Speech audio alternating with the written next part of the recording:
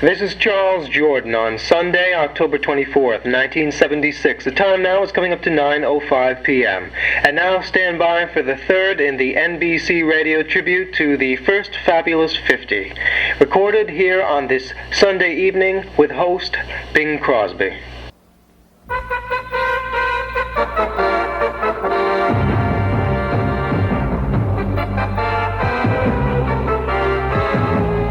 The NBC Radio Network celebrates its first Fabulous 50. Hi-ho, everybody. Good evening, Mr. First Niger. Good evening, Mr. North American. All the ships at sea, let's go to press. The only thing we have to fear... Ladies and gentlemen, easy aces. Mr. Allen! We are resolved to destroy Hitler. Henry Aldrich! Mr. Chairman. You were expecting maybe Emperor Shapiro-Hito? Everybody awake! Let the word go forth. Ignition. Liftoff. I have a dream. Hello, Linda. How mortifying. Flow like a butterfly, sting like a bee. Let me make one point clear.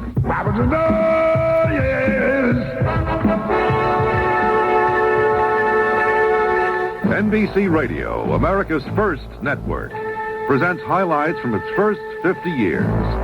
5 one-hour shows with hosts Bing Crosby, Bob Hope, Arlene Francis, John Chancellor, and Ben Grauer, with special material by Douglas Kiker. Brought to you in part by the premium wines of Ernest and Julio Gallo, by Alice Chalmers.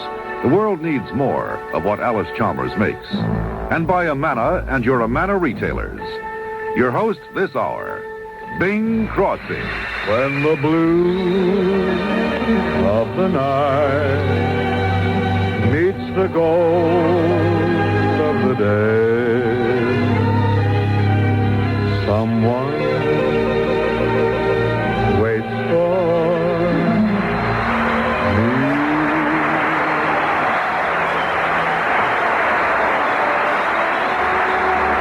Back from a well-earned vacation, Bing AWOL Crosby. AWOL? What's this AWOL? I guess I'd better explain here. That was Crosby circa 1946 with my man Ken Carpenter on the old Kraft Music Hall. And I'm delighted to report back for duty for this anniversary get-together to guide you through some of those post-war years. I understand a chap named Bob Hope covered the war years for you last week. Well, at any rate, there's always been a fine crop of comedic talent on hand here at NBC, so why don't we sample some of that first? I saw you out driving with that little blonde last night. Oh, yes, Abbott. But I'm never going driving with her again. The minute I parked the car, she tried to start something. What? The car? That was Abbott and Costello, of course. Then there was the show which began with, "Hello, Duffy's Tavern, with the elite meat to eat. Archie, the manager, speaking. No, Duffy ain't here, but Miss Duffy usually was." Archie, did Larry Adler get here yet? Now, wait, Miss Duffy. If you so much as pucker a toenail at Larry Adler... Exactly what would you like me to do? Meet fellows on street corners? What's wrong with that? That sort of thing just doesn't work, and I know because I tried every corner in town. you got to give Miss Duffy credit for trying. And while we're at it, how about a king-size portion of kudos for Bob Burns, who was such a joy on my show. Well, Sir Bing, this little fish was sticking its little head right up out of the water. Mm-hmm. Just kind of blowing bubbles and going boo-boo-boo-boo-boo at me. He said boo-boo-boo until I just had to take it with me. Mm-hmm. And all the way back to camp, he just kept wagging his tail and saying boo-boo-boo-boo at me until there was only one thing left for me to do. You brought him here? No, I ate him for breakfast. Well, I certainly should have put a stop to his boo-boo-boo-booing. No, Sir Bing, it didn't. He continued to boo-boo-boo? Yes, sir. Once before I ate him and twice after. Hand him the bicarb. But enough of the mere morsels of comedy. Take away the hors d'oeuvre tray, please, and let's have a main course from the Burns and Allen show. The time that Jack Benny, who, well, he always played a penny pincher, invited George and Gracie to be his dinner guests at the Brown Derby. Oh, waiter, we're ready to order. Yes, sir. Would Madame like to start with a cocktail? Oh, no, thanks. I never drink.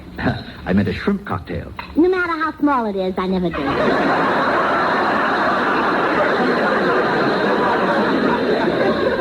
Mrs. Burns will have a steak, and I'll have a broiled lobster. Well, they're both very good here, but as long as you're in the Brown Derby, you really should order the specialty of the house. You see, crackers and milk. Oh, I've changed my mind. I won't have a steak. Good, good. I'll have lamb chops. Madame will enjoy the lamb chops. We serve them with little paper panties on. Well, don't your legs get cold?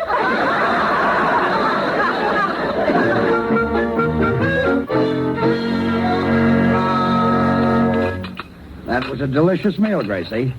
Excuse me, gentlemen. Here's your check. That'll be $10.30.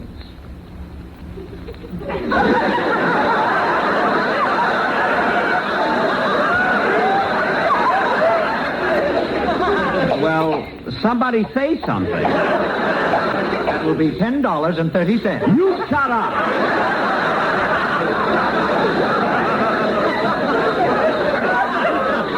Look, George, if you want the check, I won't fight you. I don't want the check. Oh, George, let's not make a scene. Go ahead and pay the check. All right, but I just want to say this. Jack, if you let me pay this check, you're a low, miserable, tight-fisted, conniving miser. And I'll never speak to you again as long as I live. Well...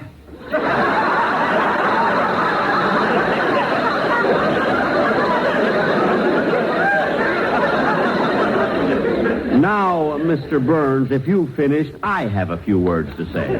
What are they? Here's the check.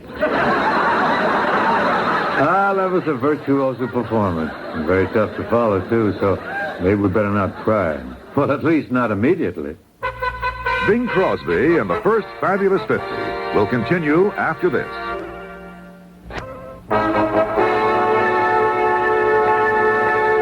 NBC Radio continues its anniversary celebration. Here's your host, Bing Crosby. A little earlier, we heard some of the marvelous comedy that was available on NBC in the mid-40s. But life wasn't all chuckles just because World War II was over. We've asked Douglas Kiker, NBC News, to describe one of the dark clouds on the horizon. Doug? Being one particular cloud that appeared then has been hovering over us ever since. Despite the fact that the United Nations had been established with world peace as its major goal, a new kind of war was beginning. We heard Winston Churchill, in a speech at Fulton, Missouri, describe the dividing line between the two contending forces. From Stettin in the Baltic to Trieste in the Adriatic, an iron curtain has descended across the continent. The Cold War had begun.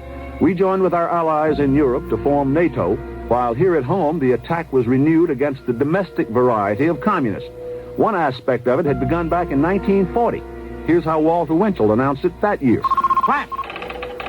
Washington, attention, Hollywood. The committee investigating subversive activities, the DICE group, will shortly name 30 prominent Hollywood actors and others as being heavy contributors to the Communist Party. Then in 1947, Hollywood again became the target of a congressional investigating committee. Writers, directors, and actors were subpoenaed. Some testified, others refused. There were those who did admit some involvement, among them the late John Garfield, noted for his tough guy roles in films. I attended a number of these meetings where the comrade chairman guys would make speeches. And these guys confused me. They gave me headaches. So I left. You stated that Lionel Stander was the one who introduced you into the Communist Party. He's the guy that said to me, get to know this stuff and you make out more with the names. That kind of Marxism sounded more like Groucho than Carl, but the hearings were no laughing matter. A number of witnesses refused to testify at all on constitutional grounds. Dubbed by the press as the Hollywood 10, they were held in contempt of Congress. Some went to prison. All were blacklisted by their industry. And the search for communists moved into the State Department. My name is Alger Hiss. I am not and never have been a member of the Communist Party. But in 1950, after a trial involving classified government documents, Mr. Hiss was convicted of perjury, mainly on the testimony of the late Whittaker Chambers, and was sent to prison. To this day, he still maintains his innocence. And so individuals as well as nations fell under the clouds cast by the Cold War, and there was more to come, which I know you'll be getting to later on, Bing. Thank you, Doug. Douglas Kiker, NBC News.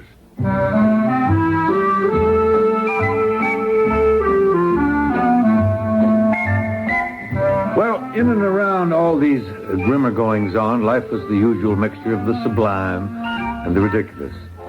And I'm going to let you listeners decide which adjective applied to what took place one night on this particular NBC show. Hello there. We've been waiting for you. It's time to play Truth or Consequences. That night, host Ralph Edwards asked one of the contestants to imitate a seal calling to its mate. Well, what do you know? Here comes a real live seal on the stage. Then he had to sing a duet with the lady. Let me call you sweetheart.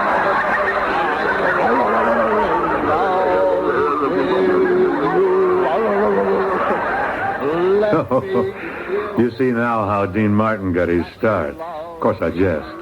But there was a much easier way to pick up some prize money on NBC radio. Oh, Horace! Horace, we got him. Hello? Is this J.M. Bestbris, 925 Inwood Terrace, South Jacksonville, Florida, number 57580J? It is?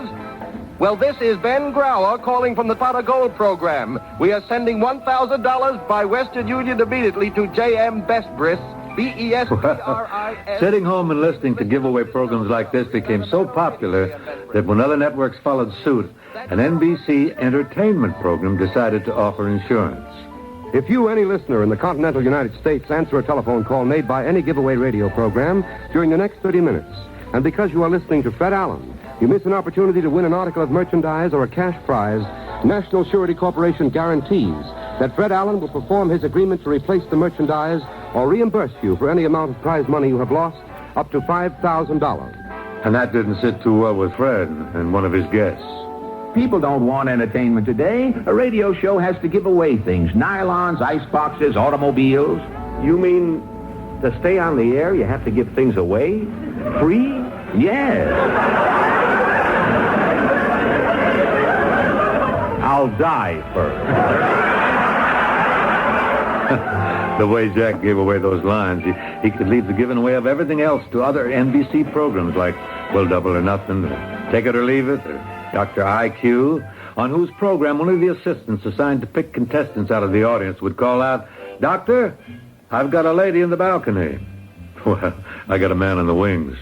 Bing Crosby will be back with more of the first Fabulous 50 shortly.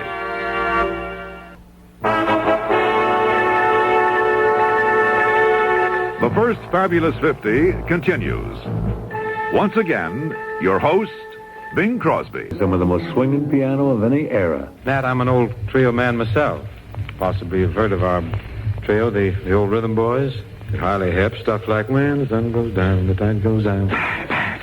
Hillbilly stuff, huh? No, Hillbilly King. We were a smash in Rochester with Georgia Brown. No kidding. Just took 4 bows on hissing alone. I'll never forget it. Wow. Well, George has changed a lot since then. Georgia Brown has? Yes, she has. Yes, you wouldn't know her now.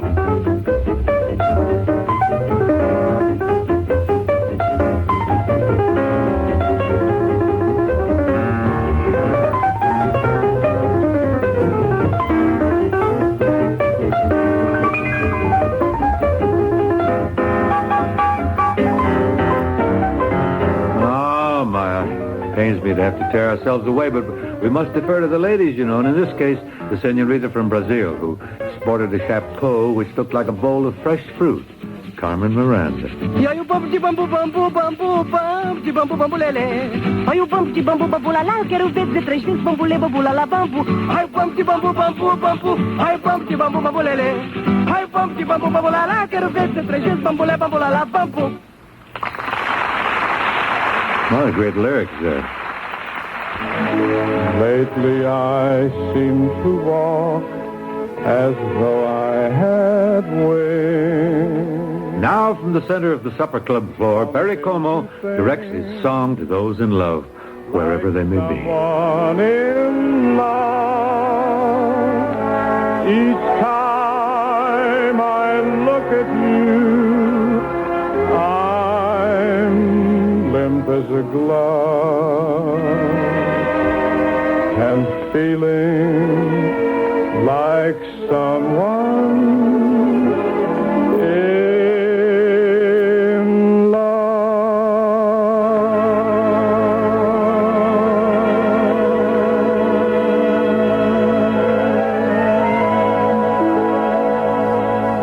Well, it's easy to understand why Perry never had to go back to cutting hair for a living. Molto bene, Perry. Music was big at NBC, but in 1951, nothing was bigger than The Big Show, a weekly 90-minute comedy variety extravaganza with the husky-voiced Tallulah Bankhead in charge, hurling her devastating darlings at a star-studded lineup of guests who took turns identifying themselves at the top of the show. Carson Jack, born in Milwaukee, Wisconsin. Favorite actor, Jack Carson. Favorite leading lady, Dennis Morgan. Isn't he a doll? Spelled D-U-L-L. Russell Rosalind, born Waterbury, Connecticut. Luck has followed me ever since my school days at Barnard, where I studied metaphysics, theology, and journalism. And tonight I find myself on The Big Show. Oh, well, my luck had to turn sometime. But what can you expect from a girl who was educated in a barnyard? Silver's Phil. Real name, Jessica Dragonette. Changed it to Phil Silvers because I already had a brother named Jessica Dragonette. Born Brooklyn, New York. Happy that I have at last become associated with one of the greatest names in the theater. Darling. Well, only Tallulah could stop fast-talking Phil Silvers in mid-sentence. And she's going to help me stop our first Fabulous 50 celebration with a bit she did 25 years ago. Now, darling, I want to take just a moment to ring my silver anniversary chimes. 3 chimes of silver. This is NBC, the National Broadcasting Company.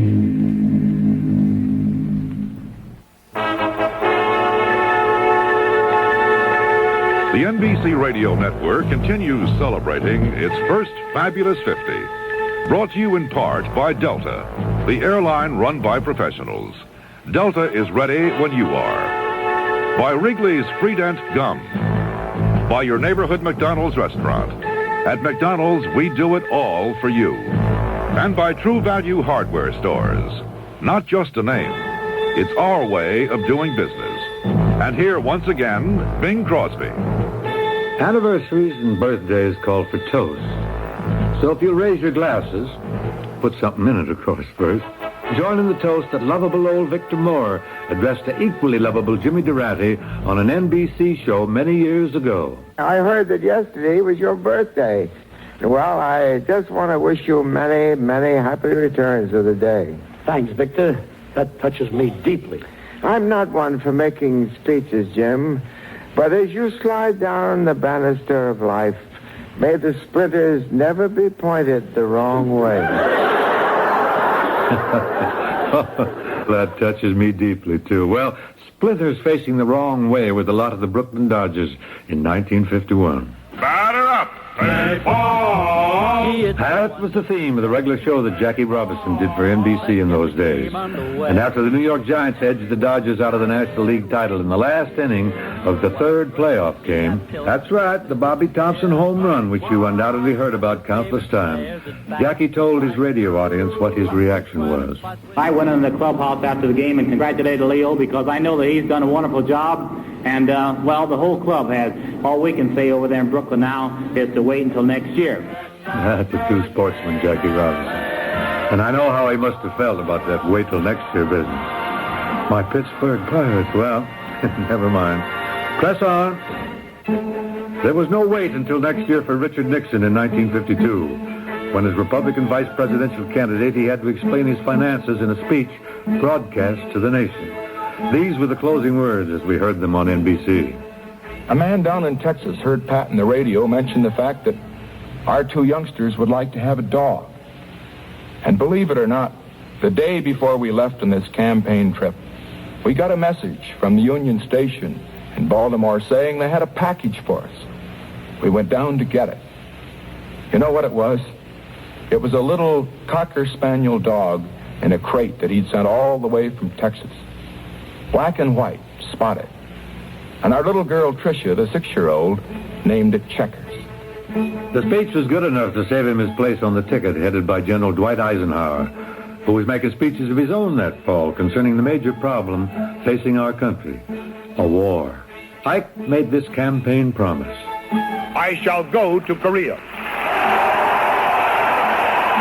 It wasn't officially labeled a war, but a United Nations police action which started back in June 1950 and ground right on through the elections of 1952 into 1953.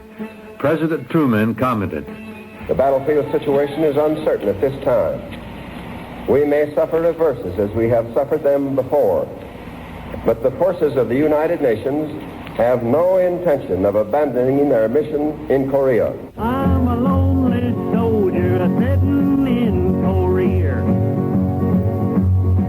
I'm a lonely soldier sitting in Korea. They called it the war the songwriters forgot, so the GIs made up their own songs. But NBC News didn't forget. They did a super 1-hour radio documentary about it. We can only give you a small fragment of it now, of course, so we've left out the voices of the generals and the politicians and just strung together the sounds of war and the soldiers who fought it and the correspondents who reported it.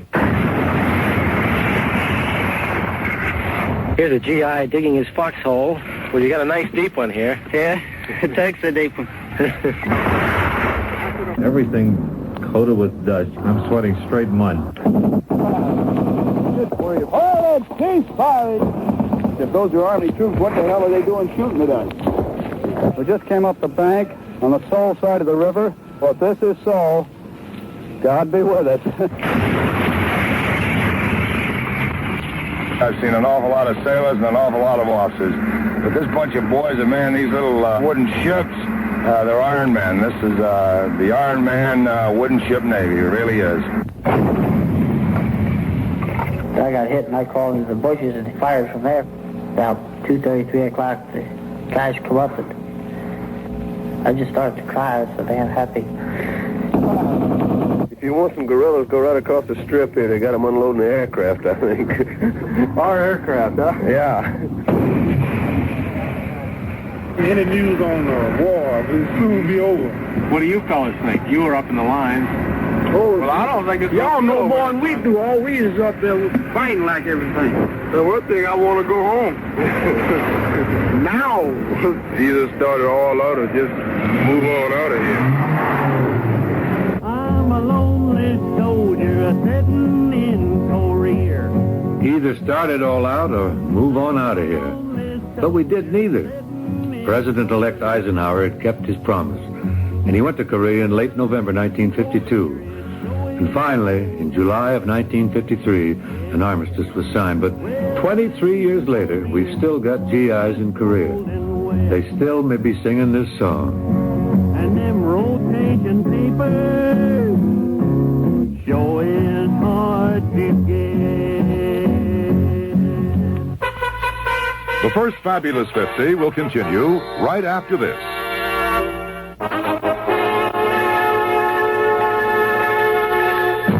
Here's Bing Crosby again with more of NBC's first Fabulous 50. Well, now, if I may be allowed to dip into our grab bag of solid gold cliches, I can come up with a 24-carat winner.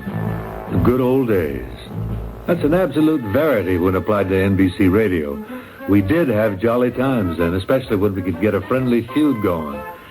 Like the one between these two would-be Arnold Palmers. You really heat up and smolder when you drop a few Morgenthau mash notes at golf, don't you, huh? You just had beginner's luck. Beginner's luck. Yes. You just began once too often, brother. You had the wind at your back. We were both playing in the same direction. The wind was at your back, too. Oh, yeah, but look at the sail you've got. Do you want to compare physiques, flesh and fantasy? Next to you, I shape up like John Hall, or shall we say one of those South Sea Islanders. Yeah, and you could cook a missionary in that pot you carry. About a pot calling a pot a pot. Oh, well, I forgave him. He was playing under a terrible handicap. His game. But not so forgiving with those who tangled with that chip off Edgar Bergen's block, Charlie McCarthy. John Barrymore, the eminent thespian, was one. Mr. Barrymore, are you interested in the theater?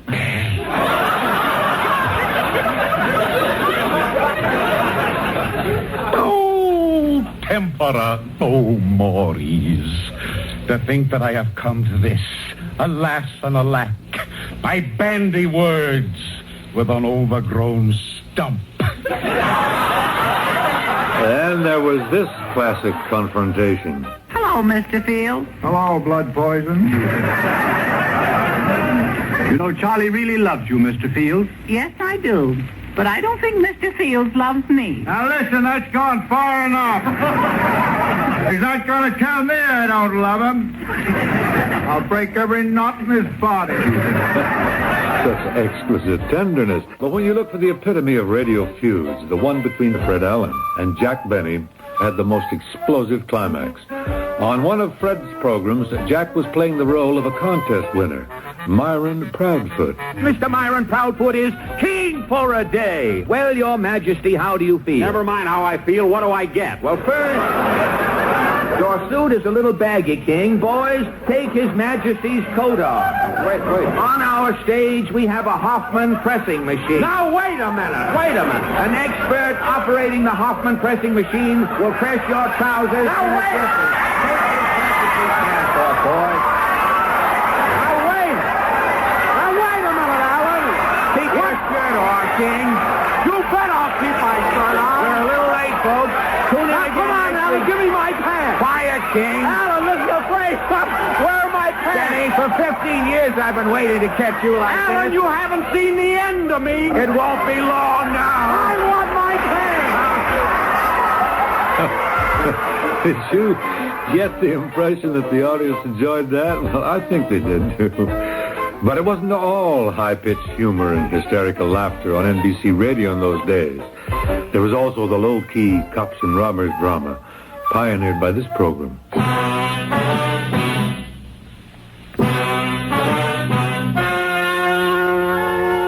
The story you are about to hear is true.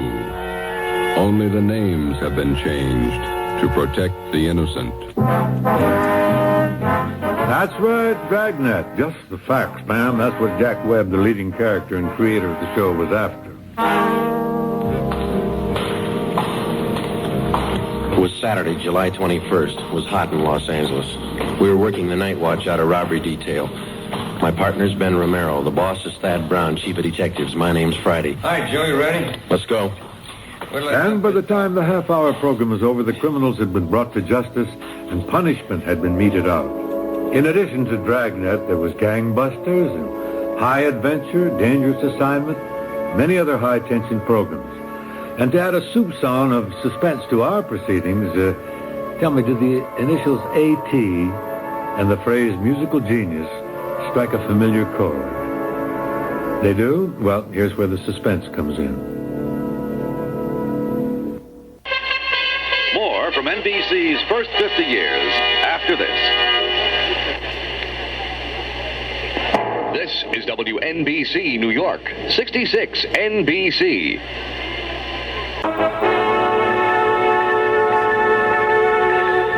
NBC Radio's 50th anniversary celebration continues. And here's your host, Bing Crosby. When I mentioned the initials A.T. a few minutes ago, I was referring, of course, to the musical genius, Arturo Toscanini, who had a unique relationship with NBC Radio. we put together sort of a miniature biography in sound of the great conductor. And Ben Grauer, who was closely associated with the maestro's performances, narrates it. On June 25th, 1886, in Rio de Janeiro, the conductor of a touring opera company from Italy was taken ill just before a performance. A 19-year-old cellist of the orchestra was persuaded to take over. He conducted the entire opera superbly and from memory. From that moment on, the name of Arturo Toscanini became one of the most famous in the history of music, as triumph followed triumph for half a century. Then, in 1936, he resigned from the New York Philharmonic, which he had conducted for 11 years, to return to his native Italy and retire. But the perseverance of one man, David Sarnoff, brought him back. I was assured by the maestro's friends that he never changed his mind about anything, and that he had vowed never to return. But Maestro Toscanini, lured by our offer of creating a great orchestra for him alone, and for radio alone, returned to America and presided over the newly formed NBC Symphony for 17 seasons. I had the memorable experience of being musical commentator for most of the maestro's performances. They were broadcast from Studio 8H in Radio City, and when that wasn't big enough for the thousands who wanted to attend, Carnegie Hall. But naturally, at rehearsals, very few were present. Very often, the maestro's famous temper would blow sky high. Non posso mai, I cannot hear, never, never.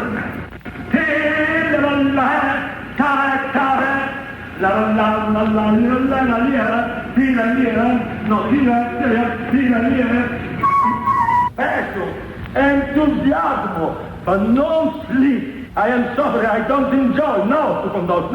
No, I hate to conduct. I hate.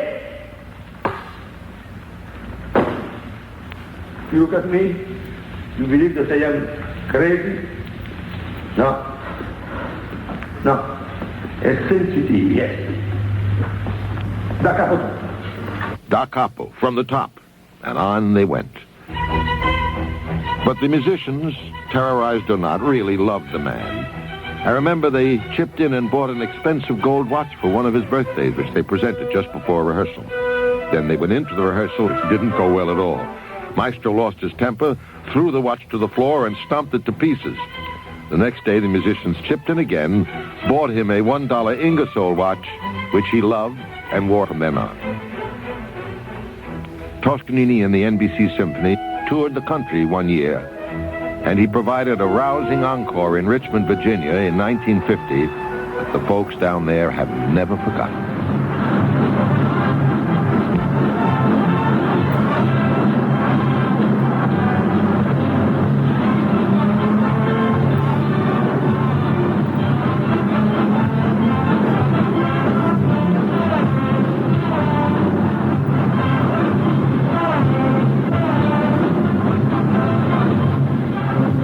Great showman, Toscanini. With his piercing dark eyes, his fierce mustache, that explosion of white hair. But most of all, he was a superb musical genius, raising the art of conducting to new heights. And then on April 4th, 1954, in Carnegie Hall, the last concert.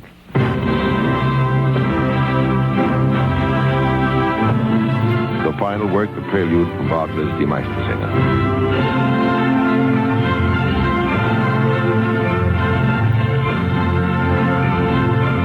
I was there in the control room, like everyone else, filled with emotion, growing almost unbearably tense as the end of their fabulous career approached.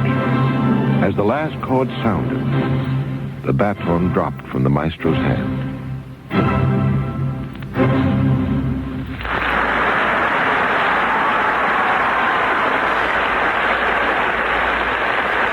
Arturo Toscanini turned, walked off the stage, and into musical immortality. That was Ben Grauer, sharing some very moving moments with us. Thank you, Ben. Bing Crosby and the First Fabulous 50 will continue after this. This is WNBC New York, 66 NBC.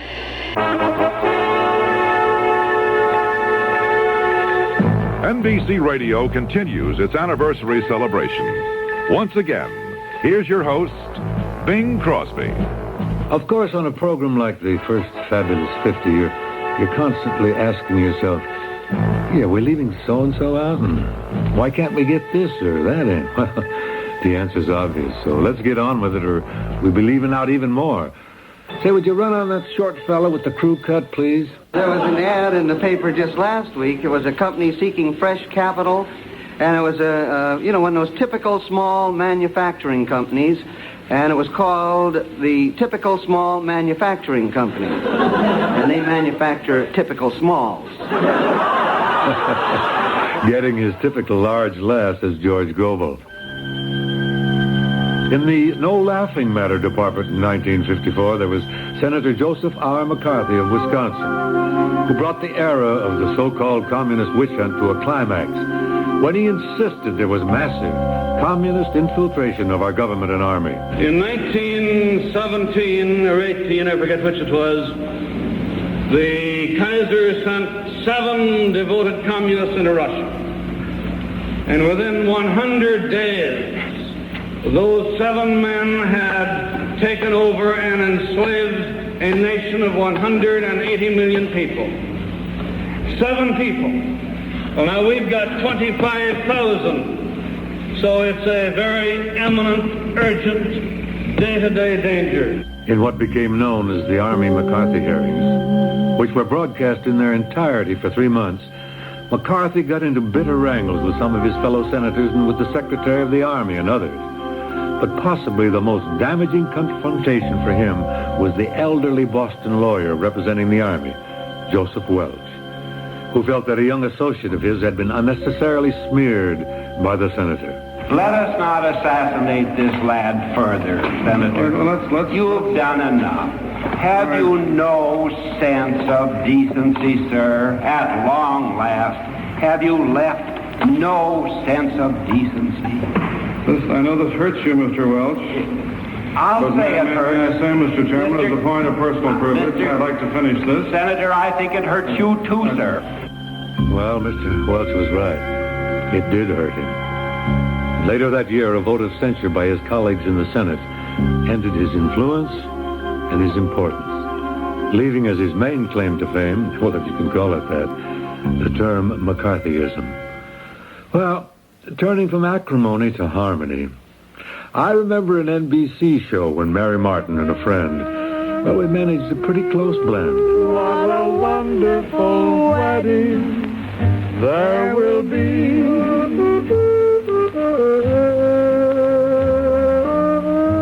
What a wonderful day for you and me. Church bells will chime. You will be mine. In apple blossom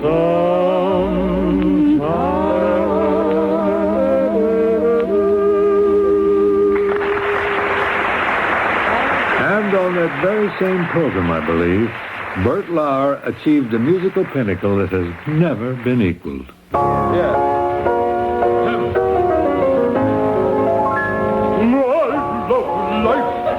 I want to live and drink of life's fullest and of all it can give.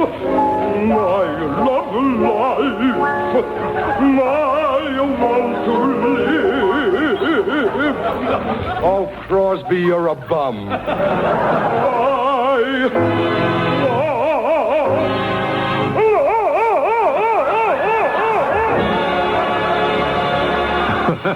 I think it's just as well that we've reached the end of this hour because, well, after that, there's nowhere to go but home. It's fantastic.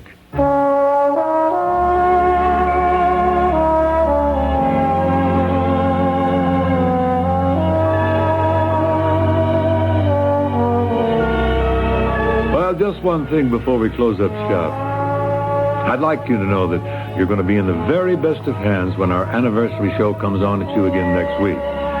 An elegant pair of hands belonging to a charming lady who began her career on NBC Radio on the What's My Name show. Listen and see if you can guess her name. I'm addicted to caviar, radio, and being called charming by the master of charm himself, Bing Crosby. Kind of you to say so, dear lady, and if any further hint is needed, her initials are Arlene Francis. So you be sure to tune in next week, huh? That's what I'm going to do. It's Bing Crosby saying good night.